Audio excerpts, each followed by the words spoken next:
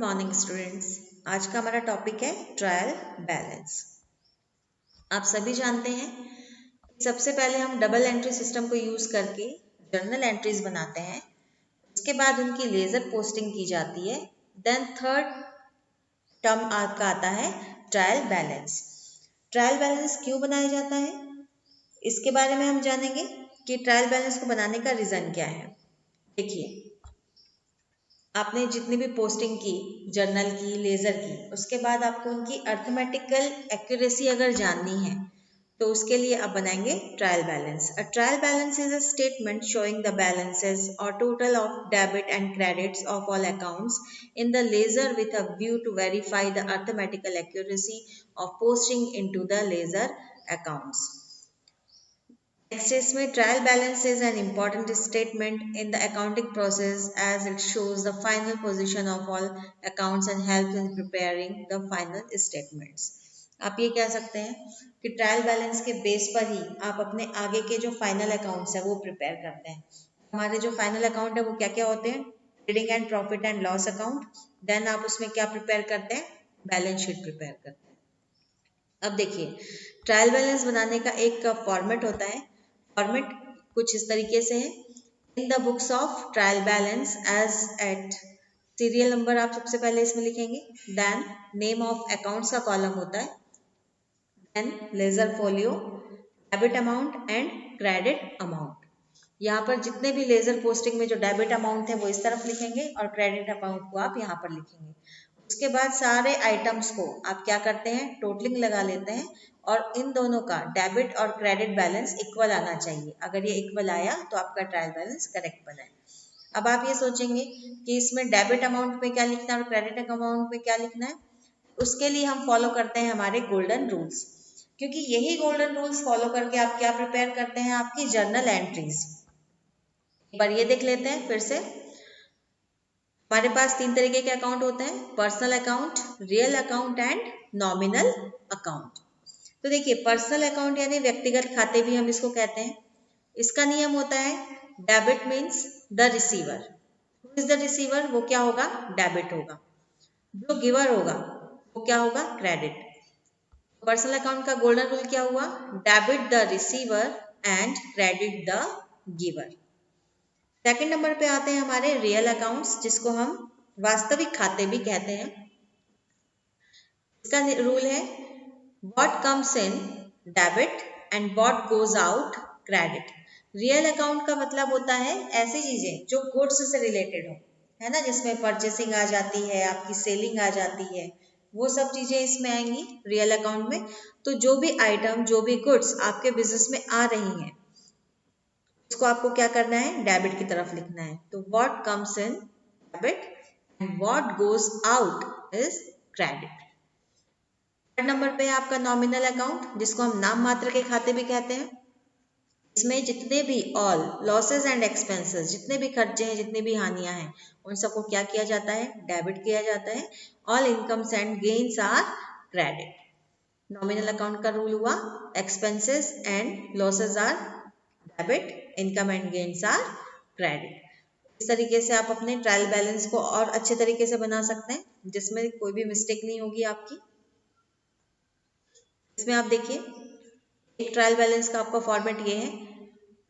आप कैसे सारे आइटम्स एक तरफ लिख देंगे, जैसे purchase, sundry debtor, stock, sales, cash at bank, machinery, discount received, bank loan, bad debt, sundry creditors, carries outwards, capital, previous provision for doubtful debt, rent, ये सारी चीजें आपने यहाँ पर लिख दी। इसकी हेल्प से आप क्या बनाएंगे? आपका ट्रायल बैलेंस का अकाउंट बनाएंगे।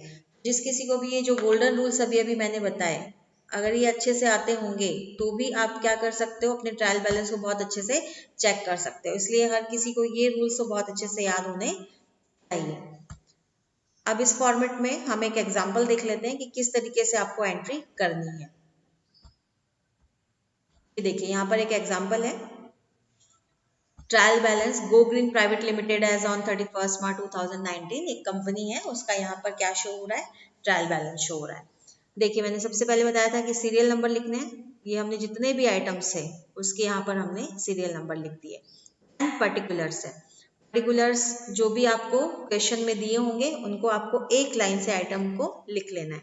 जैसे यहाँ पर cash in hand, cash at bank, sundry debtors, creditors, bills receivable, bills payable, capital account, drawing, sales, purchase, carriage inwards, employee salary, marketing expenses, insurance paid, furniture and pictures, stock and office rent.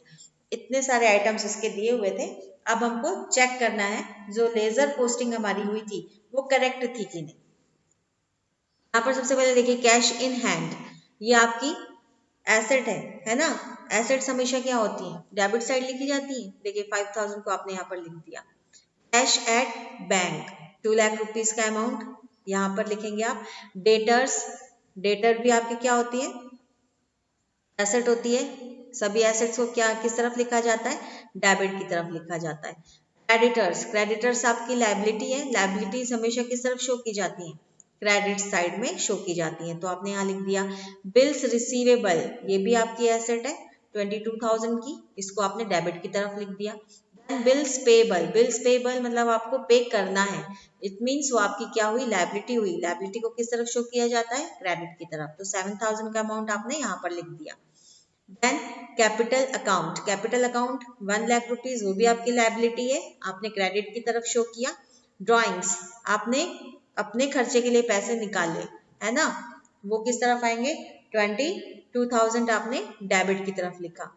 Sales, sales आपकी income होने वाली है ना, income किस तरफ आती है, credit side आपने लिख दी 3 लाख रुपीज की। परचेस, परचेस किया कोई भी सामान आपने है ना, आपके पास गुड्स आई ₹80,000 की। Then carriage inward, employee की salary, all expenses are debit है ना, सैलरी आपका एक्सपेंस है, आपने इसको डेबिट की तरफ लिखा। मार्केटिंग एक्सपेंस खर्चे हैं, all expenses and losses are debited, आपने डेबिट की तरफ लिख दिया, नॉमिनल अकाउंट है। इंश्योरेंस पे किया, ये भी एक तरीके का नॉमिनल अकाउंट है, पे किया मतलब आपका खर्चा हुआ, तो 2,000 रुपए को आपने इस तरफ लिखा। फर्नीचर एंड फिक्चर्स आपकी एसेट से, आपने उसको परचेस किया, परचेस हमेशा क्या होता है, डेबिट की तरफ होता है। स्टॉक आपके पास है 18,000 रुपीज का। देन आपने रेंट पे किया, कितने का, 2,000 रुपए का, वो भी आपका क्या है, एक्सपेंस है। तो आपने जितने भी हमारे जो गोल्डन रूल्स अभी पढ़े थे, जो मैंने बताए थे आपको, गोल्डन रूल्स के अकॉर्डिंग कि जो पर्सनल है उसमें रिसीवर को डेबिट करना है और क्रेडिट करना है किसको, गिवर को। रियल व्हाट कम्स इन को डेबिट कर दो, व्हाट गोज आउट को क्रेडिट कर दो। Then nominal account, all losses and expenses are debited, all incomes and gains are credited. उन सबको आपने कहाँ लिखा, आपके क्रेडिट की साइड लिखा। तो इस हिसाब से आपने कैसे अपना जो भी आइटम्स थे क्रॉस वेरीफाई भी हो जाएंगे इससे कि आपने सही तरीके से लिखे हैं कि नहीं, है ना। अब इसके बाद आप डेबिट में जितने भी अमाउंट थे सब अमाउंट का अगर आप टोटल लगाते हैं तो आता है 4,21,000। सेम अमाउंट आपने क्रेडिट की तरफ भी लिखे थे, जो आइटम्स हमारे क्रेडिट होने थे उसको भी अगर आप ऐड करते हैं उसका टोटल आया 4,21,000। मीन्स आपका ट्रायल बैलेंस ठीक बना है ना। तो इस तरीके से आप क्रॉस वेरीफाई भी कर सकते हो अपनी लेजर पोस्टिंग को, अगर आपका टोटल सही आया तो आपका ट्रायल बैलेंस ठीक बना है। Okay, have a good day.